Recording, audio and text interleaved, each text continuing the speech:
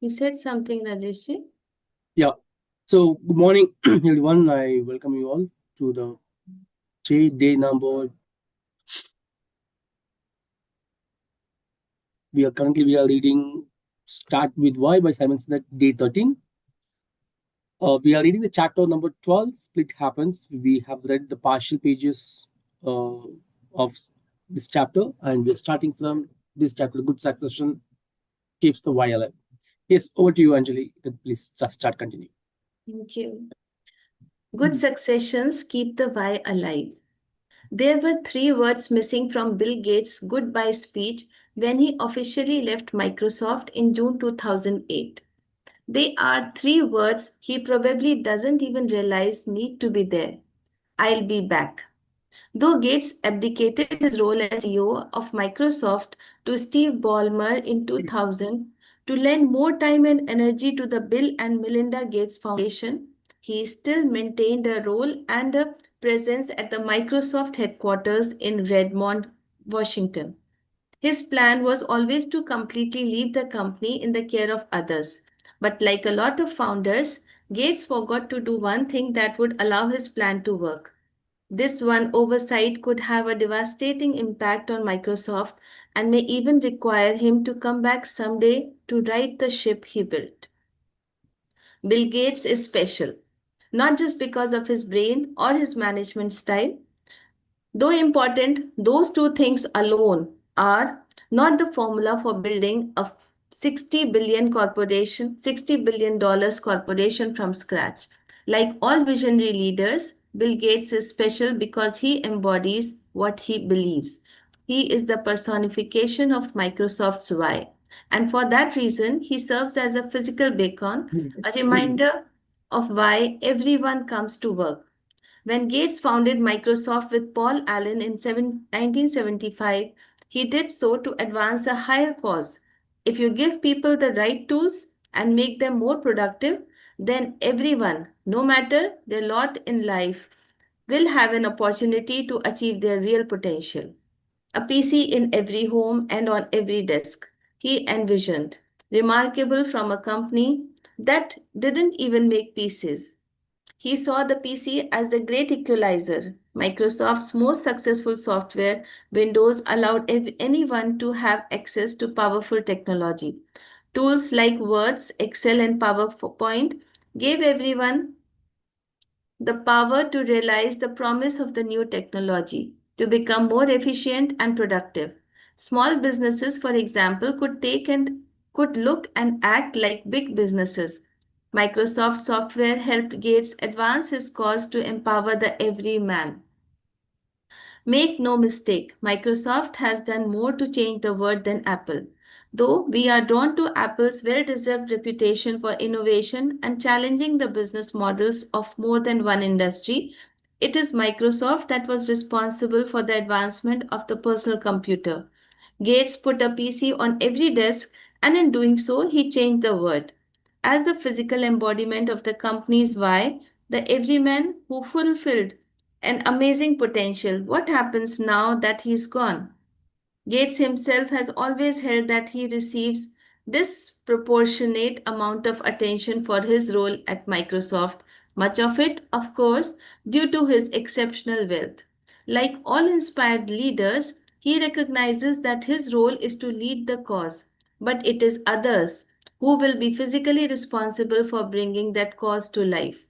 Martin Luther King Jr. could not have changed America walking across a bridge in Selma, Alabama, with five prominent civil rights leaders. It took the thousands of people marching behind them to spur change. Gates recognizes the need for people to produce real change, but he neglected to remember that an efficient movement, social or business, needs a leader to march in the front, preaching the vision and reminding people why they showed up in the first place. Though King needed to cross the bridge from Selma on his march to Montgomery, it was what it meant to cross the bridge that mattered.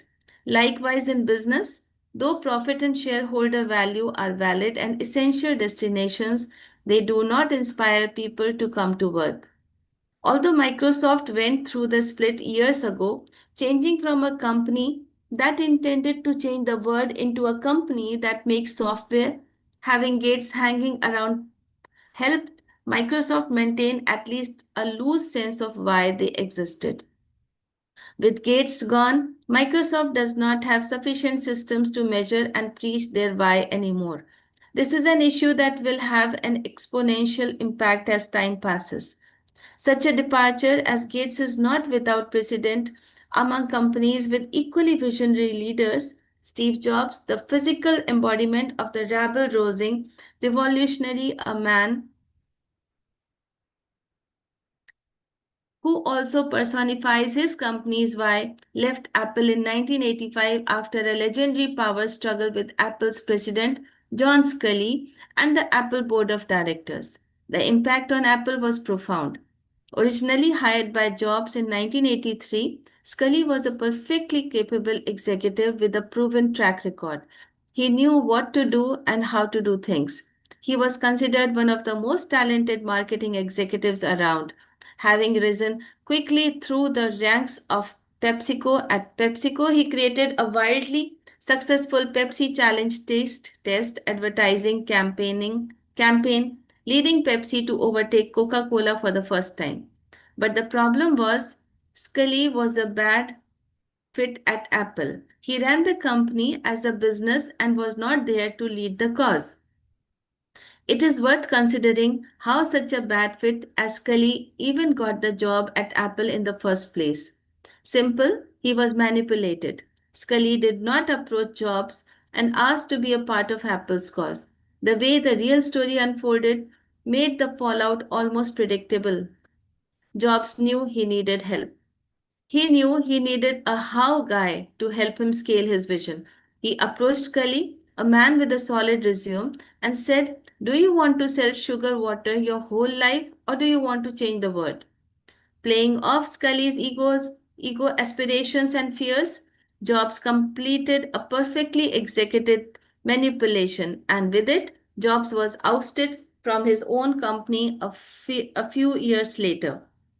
Apple thrived on Steve Jobs' fumes for a few years as businesses started buying up. Macintosh and software developers continued to create new software, but it wouldn't be long until the company would begin to falter. Apple just wasn't what it used to be. It had gone through the split and ignored it. The why was getting fuzzier and fuzzier with each passing year. The inspiration was gone. Literally. With a capable executive like Scully running the business, there was no one to lead the cause. New products would be less revolutionary and more evolutionary. Reported Fortune magazine at the time, some people might even call them dull. Weary of Apple's right brain ways, Scully reorganized the company repeatedly, each time trying to get back what Apple clearly had lost. He brought in a new executive staff to help, but all they were doing was trying to manage how the company worked when it was the why they needed attention. Needless to say, morale was dismal. It wasn't until Jobs returned in 1997 that everyone inside and outside the company was reminded why Apple existed. With clarity back, the company quickly reestablished its power for innovation, for thinking different, and once again for redefining industries. With Jobs at the helm again, the culture for changing the status quo for empowering the individual returned. Every decision was filtered through the why and it worked. Like most inspiring leaders, Jobs trusted his gut over outside advice. He was regularly criticized for not making mass market decisions, such as letting people clone the Mac. Those actions violated what he believed. They failed the celery test. When the person who personifies the why departs without clearly articulating why the company was founded in the first place, they leave no clear cause for their successor to lead. The new CEO will come aboard, aboard, sorry, to run the company and will focus attention on the growth of what with little attention of why. Worse, they may try to implement their own vision without considering the cause that originally inspired most people to show up in the first place. In these cases, the leader can work against the culture of the company instead of leading or building upon it. The result is diminished morale, mass exodus, poor performance, and a slow and steady transition to a culture of mistrust and every man for himself. It happened at Dell. Michael Dell too had a cause when he started his company. From the start, he focused on efficiency as a way of getting more computing powers into more hands. Unfortunately, it was a cause that he too forgot and then didn't communicate well enough before he stepped down as CEO of Dell Corporation in July 2004. After the company started to weaken, customer service for one plummeted, he came back in less than 3 years. Michael Dell recognized that without him present to keep energy focused on the reason Dell Corporation was founded, the company became more obsessed with what at the expense of why. The company was too focused on the short term, and the balance of priorities was way too leaning towards things that deliver short term results. That was the major root cause.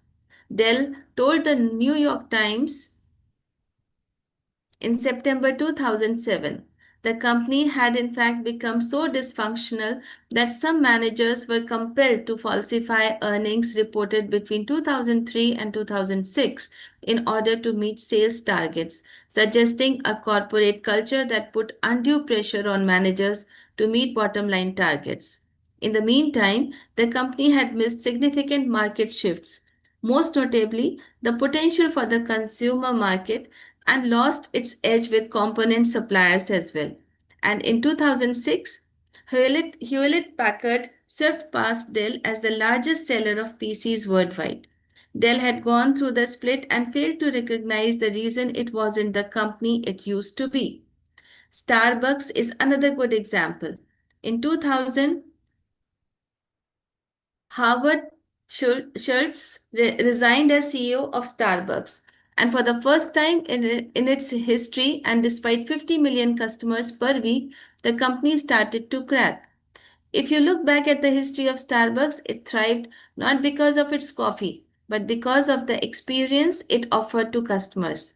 It was Schultz who brought that why to the company when he arrived in 1982, 10 years after Gordon Bowker, Jerry Baldwin, and Zev Siegel first started selling coffee beans in Seattle. In the early days, it was about the coffee. Schultz, frustrated that the founders of Starbucks couldn't see the larger vision, set out to put the company on a new course, the course that ultimately turned Starbucks into the company we know today. Schultz had been enamored of the espresso bars of Italy, and it was his vision of building a comfortable environment between work and home. The third space, as he called it, that allowed Starbucks to single handedly create a coffee shop culture in the United States that had until then only existed on college campuses. That was the time when Starbucks stood for something. It reflected an underlying belief about the word. It was that idea that people bought, not the coffee, and it was inspiring. But Starbucks, like so many before it, went through the inevitable split.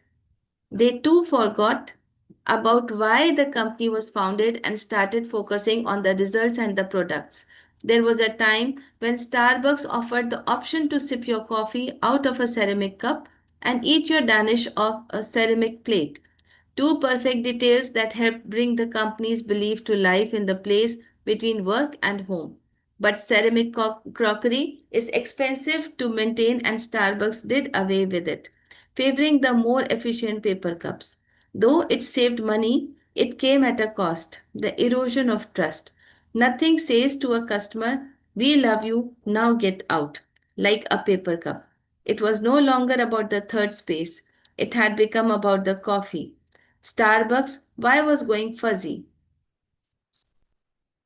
Thankfully, Schultz was there, the physical embodiment of the why, to remind people of the higher cause. But in 2000 he left and things got worse.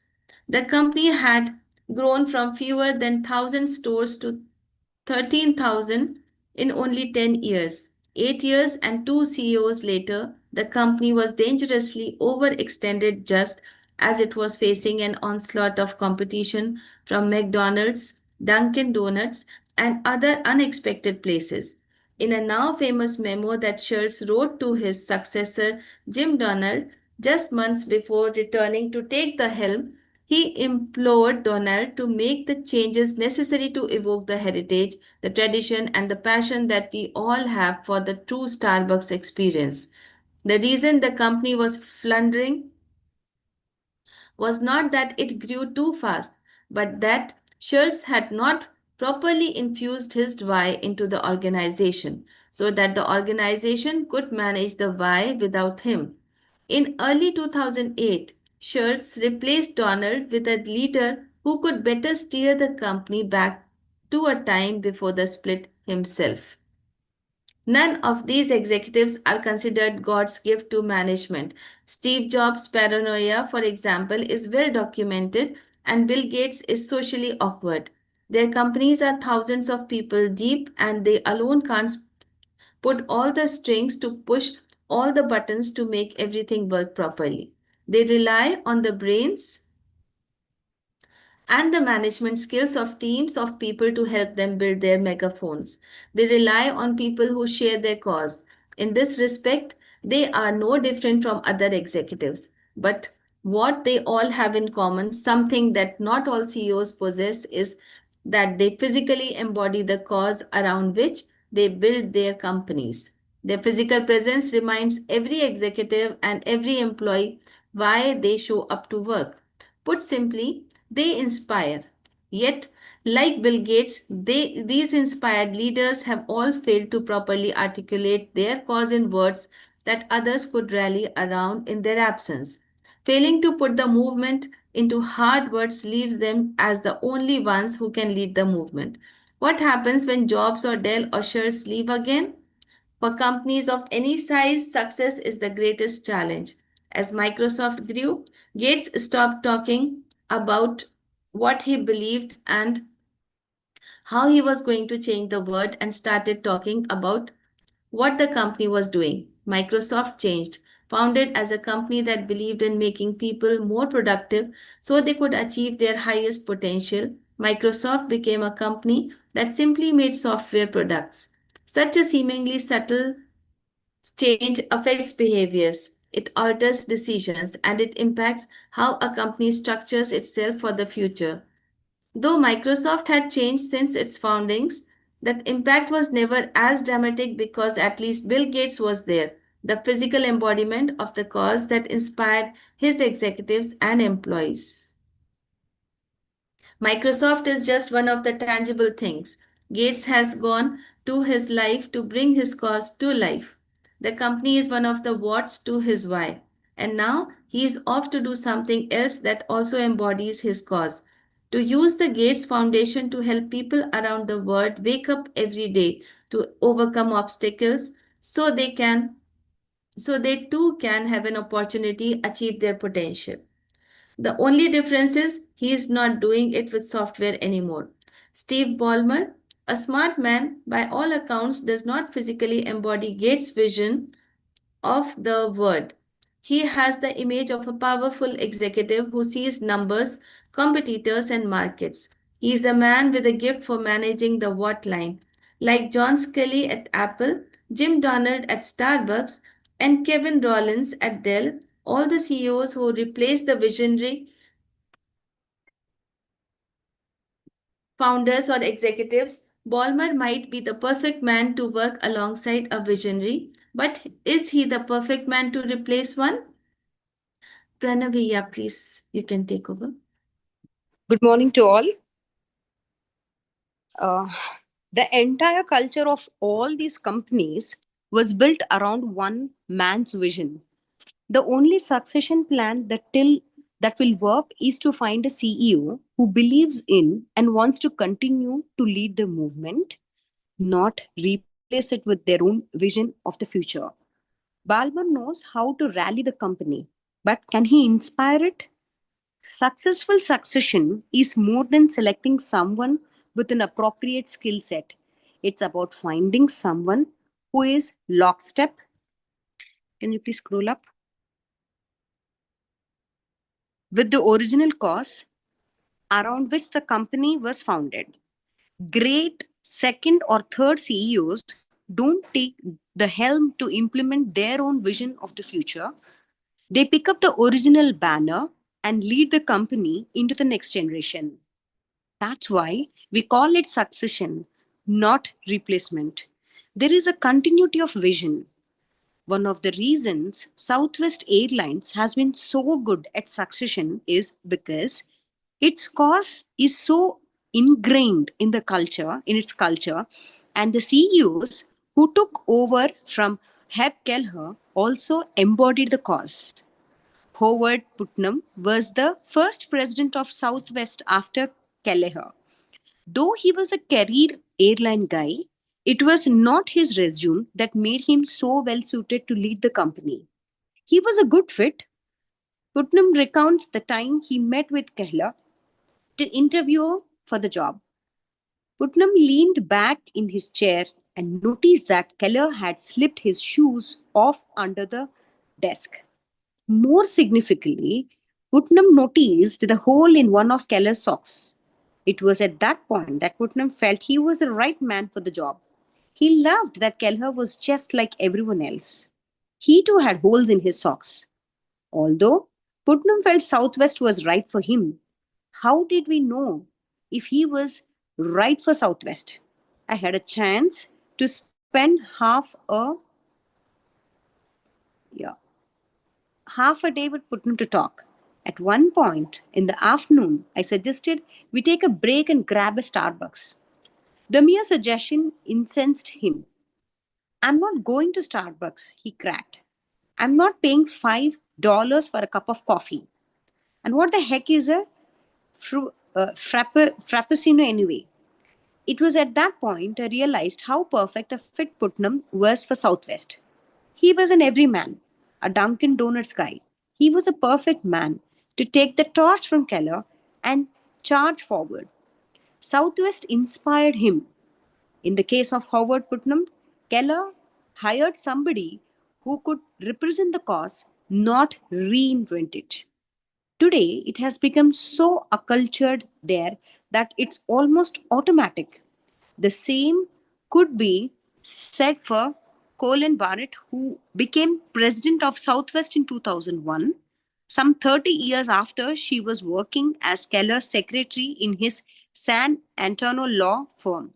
By 2001, the company had nearly 30,000 employees and a fleet of 344 planes.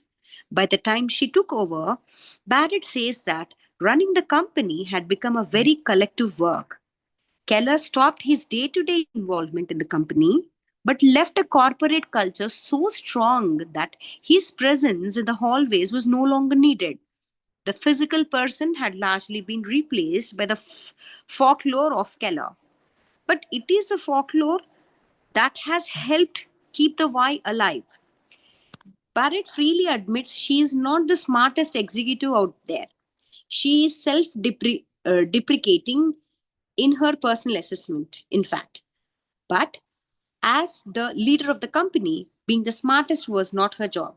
Her job was to lead the cause, to personify the values and remind everyone why they are there. The good news is it will be easy to know if a successor is carrying the right torch. Simply apply the celery test and see if what the company is saying and doing makes sense. Test whether what they are doing effectively proves why they were founded. If we cannot easily assess a company's why simply from looking at their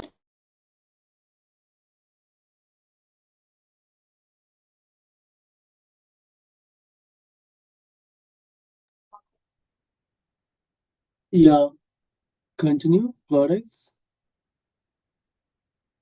Pranavi, are you there? Oh my God, I'm so sorry. Products, services, marketing, and public statements, then odds are high that they don't know what it is either. If they did, so would we. When the why goes, what is all you will have left? On April 5th, 1992, at approximately 8 in the morning, Walmart lost its why. On that day, Sam Walton, Walmart's inspired leader, the man who embodied the cause around which he built the world's largest retailer, died in the University of Arkansas Medical Science Hospital in the Little Rock of bone marrow cancer. Soon after, Walton's oldest son, S. Robinson Walton, who succeeded his father as chairman of the company, gave a public statement. No changes are expected in the corporate direction, control, or policy, he said. Sadly, for Walmart employees, customers, and shareholders, that is not what happened. Sam Walton was the embodiment of the everyman. Though he was named the richest man in the Americas by Forbes magazine in 1985, a title he held until he died, he never understood the importance others placed on money. Certainly, Walton was a competitor and money was a good yardstick of success. But that's not what gave Walton or those who worked at Walmart the feeling of success. It was people Walton valued above all else. People. Look after people, and people will look after you, was his belief, and everything Walton and Walmart did proved it. In the early days, for example, Walton insisted on showing up for work on Saturdays out of fairness to his store employees who had to work weekends. He remembered birthdays and anniversaries, and even that a cashier's mother had just undergone gallbladder surgery. He chastised his executives for driving expensive cars and resisted using a corporate jet for many years. If the average American didn't have those things, then neither should those who are supposed to be their champions. Walmart never went through the split under Walton's command because Walton never forgot where he came from. I still can't believe it was news that I get my hair cut at the barber shop. Where else would I get it cut? He said. Why do I drive a pickup truck? What am I supposed to haul my dogs around in? A Rolls Royce? Often seen wearing his signature tweed jacket and trucker's cap, Walton was the embodiment of those he aimed to serve, the average Joe American. With a company so believed by employees, customers, and communities, Walton made only one major blunder. He didn't put his cause into clear enough words so that others could continue to lead the cause after he died. It's not entirely his fault. The part of the brain that controls the why doesn't control language. I repeat, the part of the brain that controls why doesn't control language. So, like so many, the best Walton could articulate was how to bring his cause to life. He talked about making products cheap to make things more affordable to the average working American. He talked about building stores in rural communities so that the backbone of America's workforce didn't have to travel to the urban centers. It all made sense. All his decisions passed the celery test. It was the why upon which the company was built. However, that was left unsaid. Walton was involved in the company until just before his death, when his ailing health prevented him from participating any longer. Like all organizations with founder leaders whose physical presence helps keep the why alive, his continued involvement, the company that had reminded everyone why they came to work every day. He inspired everyone around him, just as Apple ran OIJ, the fumes of Steve Jobs, for a few years after he left the company before significant cracks started to show. So did Walmart remember Sam Walton and his why for a short time after he did. But as the why started to get fuzzier and fuzzier, the company changed direction. From then on, there would be a new motivation at the company. And it was something that Walton himself cautioned against chasing money. Costco was confounded in 1983 by Y type Jim Sinegal and How type Jeffrey Brotman. Senegal learned about discount retailing from Soul Price, the same person from which Sam Walton admitted to borrowing much of what he knew about the business. And like Walton, Senegal believes in the people first. We are going to be a company that's on a first name basis with everyone. He said in an interview on ABC's new magazine show 20/20. Following the same formula as other inspiring leaders, Costco believes in looking after its employees first. Historically, they have paid their people about 40% more than those who work at Sam's Club, the Walmart owned discount warehouse. And Costco offer above average benefits, including health coverage for more than 90% of their employees. As a result, their turnover is consistently 5 times. Can you please scroll up? Yeah, 5 times lower than Sam's Club. Like all companies built around a cause, Costco has relied on their megaphone to help them grow. They don't have a PR department and they don't spend money on advertising. The law of diffusion is also that Costco needed to get the word out. Imagine that you have 120,000 loyal ambassadors out there who are constantly saying good things about you. Quips Single, recognizing the value of trust and loyalty of his employees over advertising and PR. For years, Wall Street analysts criticized Costco's strategy of spending so much on their people instead of on cutting costs to boost margins and help share value. Wall Street would prefer the company to focus on what they did at the expense of why they did. A Deutsche Bank analyst told Fortune magazine Costco continues to be a company that is better at serving the club member and employee than the shareholder. Fortunately, Cynical trusts his gut more than he trusts Wall Street analysts. Wall Street is in the business of making money between now and next Tuesday. He said it in 2020 interview. We are in the business of building an organization, an institution that we hope will be here 50 years from now. And paying good wages and keeping people working with you is a very good business. The amazing insight in all of this is not just how inspiring Senegal is, but that almost everything he says and does echoes Sam Walton. Walmart got a big as it did doing the exact same thing, focusing on why and ensuring that what they did proved it. Money is never a cause, it is always a result. But on the fateful day in April 92, Walmart stopped believing in their why. Since Sam Walton's death, Walmart had been battered by scandals of mistreating employees and customers, all in the name of shareholder value. Their why has gone so fuzzy that even when they do things well, few are willing to give them credit. The company, for example, was among the first major corporations to develop an environmental policy aimed at reducing waste and encouraging recycling. But Walmart's critics has grown so skeptical of the company's motives that the move was largely dismissed as posturing. Walmart has been working to improve its image and lighten its environmental impact for several years now. A column published on the New York Times website on October 28, 2008 read, Walmart is still selling consumerism even as it pledges to cut the social and environmental cost of making the stuff in its stores.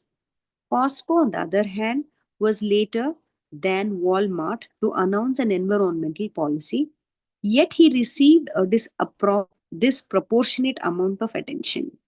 The difference is that people believe it when Costco does it. When people know why you do what you do, they are willing to give you credit for everything that could serve as a proof of why. When they're unclear about your why, what you do has no context. Even though the things you do or decisions you make may be good, they won't make sense to others without a clear understanding of why. And what of the results? Is anyone ready to take over or should I continue? Yes, I can go ahead. Yeah. Thank you. And what of the results? Still running on the memory of Sam Walton, Walmart's culture stayed intact at first, and the value of the two stocks was about even for a few years after Walton died. But as Walmart continued to run its business in a post-Sam, post-split manner, while Costco maintained clarity of why, the difference in value changed dramatically. An investment in Walmart on the day Sam Walton died would have earned a shareholder a 300% gain by the time this book was written. An investment made in Costco on the same day would have netted an 800% gain. Costco's advantage is that the embodiment of their why, Jim Sinegal, is still there. The things he says and does help reinforce to all those around him what the company stands for. Stay true to that. Why? Senegal draws a 30,000 $430,000 salary, a relatively small amount given the size and success of the company. At Walmart's peak, Sam Walton never took a salary of more than $350,000 per year. Also consistent with what he believed. David Glass, the first man to take over as CEO after Sam Walton, a man who had spent considerable time around Walton, said, "A lot of what goes on these days with high flying companies and these overpaid CEOs who are really just looting from the top and are not watching out for anybody but themselves really upsets me. It is one of the main things wrong with the American business today. Three more CEOs have attempted to carry the torch that Walton lit, and with each succession, that torch, that clear sense of purpose, cause, and belief has grown dimmer and dimmer. The new hope lies in Michael T. Duke, who took over as CEO in early 2009. Duke's goal is to restore the luster and the clarity of Walmart's why. And to do it, he started by paying himself an annual salary of $5.43 million.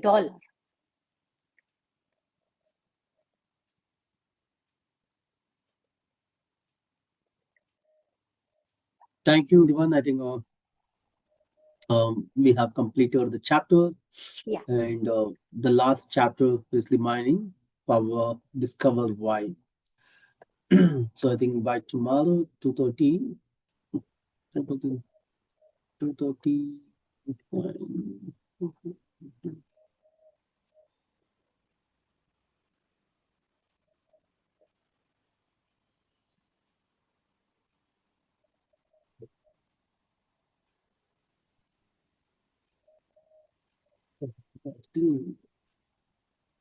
Pages.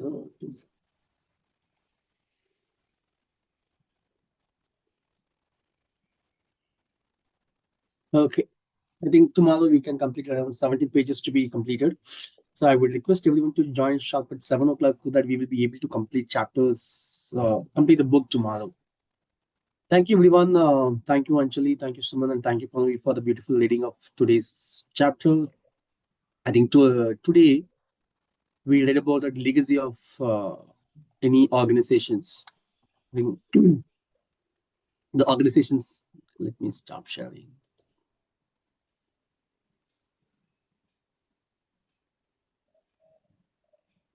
Yeah. Hi, good So morning, all. Ravi, Am I audible? hello. Hello. Yeah, Viren. Yeah, so I just want to say, like, by looking at the whys and looking at the legacy of all the organizations, we can see that each and every organization has its different why, and they have identified their why differently.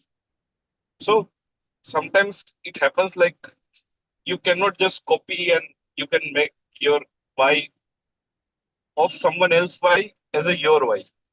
You need to identify your why.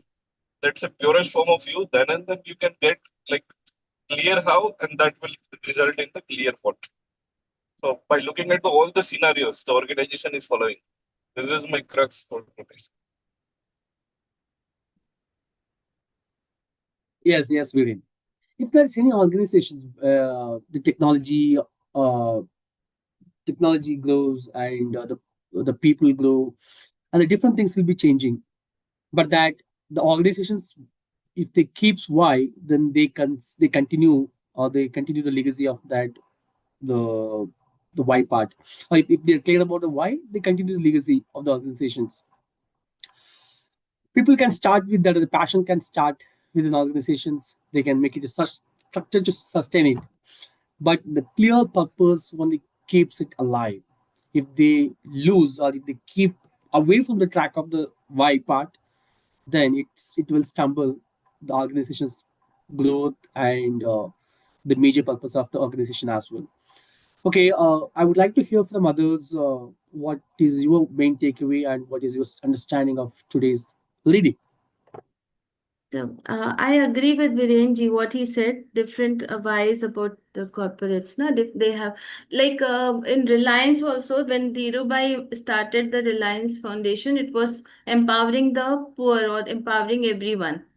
But later on, when it was taken over by Mukesh Ambani and Anil Ambani, the why shifted. Although it is now also it is very strong and they have a good hold in the market, from empowering individuals now it is into expansion and this competitive market, and but they are still surviving. So although their why has shifted, they have a strong why they want to grow. So their why is changed, but it is still very strong and strongly propagated by the leader, and that is how it is still surviving and having a strong grip in the market. So that why is to be conveyed to the team. That is more important. What the leaders are holding the why, what they have the vision. That why should be communicated very well to the team for what and how. So that is how the corporates work, and that is how they survive in the market. But if the why is diluted or if the why is lost, then the downfall starts. That's all from my. Yeah, yes, Anjali. But also, I think it is very difficult to convey because if a leader continues organization with a strong why and transferring that purpose to someone, because people, when they are the top level, I think they are not going to transfer the level to that someone who is a layman or sitting the normal employee, the leaders level. When the leaders are coming up, the new leaders are coming up, they have the new process and they have new mindset, then they have a new idea. So any leader, I Especially, think, yeah, yes, especially when the generation changes. yes, If they yes, are yes, in the same of course. generation, yeah, they follow they understand. But when the generation changes, na, that shift changes. They come up with a new vision, new ideas. Yeah. So they come up with that new ideas and whatever they want to explore. It might, I think, if that is not related to that, the why, the what the leader who has continued the created legacy, then of course I think it will change that progress. Anybody else would like to share? Yes, Yes. Suman. Yeah. Yeah. Today it was the reinforcement of the successful succession, that was Yes. selecting the selecting the persons who resemble, who resound with our why, with the company's why. That is very important for the long success of a company. So to give the to whom we are giving the torch, that matters a lot. The same Viren and Anjali were sharing. Yes, with generation the shift changes, and sometimes it may be a downfall, and sometimes it may lead upward also. Yeah. Yeah. So now we have read the different chapters. I think Microsoft, Apple, and this Walmart. So we have read that the different chapters and how the legacy changes and how it transforms. As a personally, if you are leading something and if you want to continue, you know that what is the why part about that. What are you are leading? Whether it is family or whether it is an institution or whether it is organizations. How can a leader can ensure that the next leader can continue the legacy, whatever they have created? So can we, I think, as a leader, the one who has built it, can transform the why part to the next leader? What is your thoughts on this? Yes, that is the succession part, that to whom they, that is the salary test they have to do, that to keep the people who resemble their why and may forward that torch to those people who really know their why or believe in their why. So would you suggest that always the leader has to find out that who the successor of this organization or that whatever they do, or they have to find it, or organizations have to find it their own when the particular person is not there? What I feel, in the book starting itself, it was suggested that it was recommended that who believe in our why, the company needs that type of employees. Only then a company can run till long. Yeah. I Anybody? understand. Yeah, I understand what you're asking, Rajesh. Yes, I agree with you. See, it is not possible to find a like exact copy of ourselves. If for succession, if we are talking about same vision, same thought, it's very difficult to find in other person. So we have to like give solid reason, or we have to explain if we want to prepare someone. Talking about a family, as you asked, in the family, how can we do? That is also very challenging because um, the younger generation, no, they have their own ideas, they have their own explanation to everything, and they don't really blindly follow us. So we have to give logical reason. We have to show them this is why we want this, why we are working is so important. So we have to make them confident that this will lead to something great. And really it is difficult to find a true successor who can follow it. It could be taken as a team. If we are working in a team, it is bit easier because many all people may not oppose us, but to a single individual, if we are training, as the example I gave of Reliance, Mukesh Ambani is different from Dhirubhai Ambani. And similarly, but in Tata, if you see the legacy, they followed properly. They are working in the same alignment, and they are really on the same they are have the same thoughts, same vision. But yes, it is very difficult to find a perfect successor. It's a challenge. I Yeah. think if the team is there, it could be continued. But if a team is not there, it is really challenging. Yes, Anjali. I agree with that. Yeah, good morning to all. Yeah, Pranavi. Yeah, I think regarding this legacy and all, it's really tough to select a successor for the the coming companies or whatever. So there, uh, I mean, if a father is there, the father should train the child right from particular number of years, and he should convey very clearly that this is the purpose of our company and that is the reason why we have installed this company. And you should also at least give 3 to 4 protocols in such a way it is executable by the child as well. So in that way, that legacy can be carried in a beautiful way. And at the same time, that person should also be smart enough to adjust the things as per the environment also and as per the generation also. So maybe in his father generation, the labor was easily available. But in this generation, it may not be available. Again, if the why is very strong, then he may get a different kind of techniques or something like that. So whatever it is, that the clarity should be how the father conveys the child and what is the purpose. For example, today in my class, I gave a lot of stretches today, and one of the students was like, I didn't even get a drop of sweat. I said my purpose is to give a lot of peace and positivity in the environment. So just interiorize yourself and see that did you get that peace or positivity in your heart, and just let me know. Because the reason for me to be here is to spread only that particular thing, and getting sweat and all is secondary. And if you want to go for further sweat and all, better go for the different workouts. So I conveyed her very clearly that my purpose to start all these things is to give you this. So that clarity should be repeated again and again. Even in the company also, they have certain why reasons. So that should be communicated.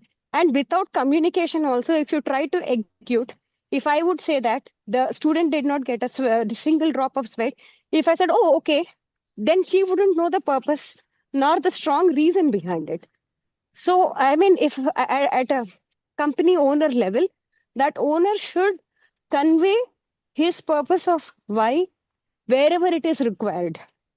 If he keeps his mouth mum, and then though he is giving a positive thing also, his communication should be very clear and it should be repeatedly focused on his why. So, and one more thing, what I read was if that factor of why is missed for one time, and the other time also, if the owner works on that why also, people may not be in a position to connect to that why. So you should be very, very careful to install why and never lose a chance to fall from it. If that chance is lost, it's so tough to construct the same trust to the workers or the company people. So you should be very mindful about it. And that's the thing I have learned. Thank you. Yeah. Thank you, Pranavi, for connecting with your personal experience and whatever the current experience, what you have gone through that. Yes, I think we have read in the book, I think the previous chapters, a leader must be knowing about that why part to be clear, and they have to inspire employees or organizations by keep on saying that why part. Even the leader may not be knowing or they may not be feeling with that, the how part and what part, that others, the employees can take care. But as a leader, the major responsibility to make people to understand why we are, and that we have to keep on reminding them, because if we don't remind them, then people make it forget. They have to remind them, okay, this is what, so that they can align with it and they can continue. Yeah, that is also, I think, so the good And successions also keep the why alive. in terms of reality, I have seen one of my cousin who has started his hotel business. But most of the times he would tell that I have appointed another person who would coordinate with all this stuff so I can rest and at home. But then owner should be in physical presence in that particular environment, because his physical presence will always convey his why factor in a very clear way. So, I mean, after reading this book, I got where the loophole was there. So I just thought of discussing. Thank you. Yeah, I think you can share. You can also share it with him or ask him to read the book. That would be good. Anyone Yes. else would like to share, or are we good to end for today's session? I would request everyone. I Okay, want yeah, to go ahead, give, Anjali. Yeah. just one more example, Rajeshji. See, there Yes. is that Amma's Kitchen running in Tamil Nadu. You might be knowing that. Yeah. Very affordable food to the people. It starts with 5 rupees meal per meal. So it even after Jayalalitha has left, even after Amma has left, the legacy follows. The why was very clear, and the kitchens are still now working. They are still in like progression because the why is very clear. Even after the leader is not there, they are still continuing that legacy. So when it is started as the only goal. The goal was clear. The team, those who were working for it, they have that humanitarian feeling. They have that feeling of serving others. And though the team was also like conveying the why to the work, to the this organization, and it was conveyed from each and every part, whoever was working to it towards it. So that why was very strong. And that is how even after she has left, it is still surviving and still working. So that why is to be incorporated in the team very strongly. It has to be embodied. It has to be, that team has to be empowered with that why. The team should show why we are working. It should radiate from the team as well. In all, along with the CEO, it should be reflected from the team and their work. That why has to be very strong. So even after succession, it will work. It will go on if that why is conveyed properly to the team. Yes, That was Anjali. the example. Yeah, I could relate that now with what Pranavi said, and that now all those things, examples, yes. It was And one of the very strong reason to satisfy that why, to satisfy is to serve customers, to serve and satisfy the customers. If that is the strong why, it is the root foundation of any company. If that is carried forward, I think then the company flourishes. Basically, it is customer. So, The yes, organizations or the yes, complete. CEOs has to know what is the why of the customer, how they can be satisfied.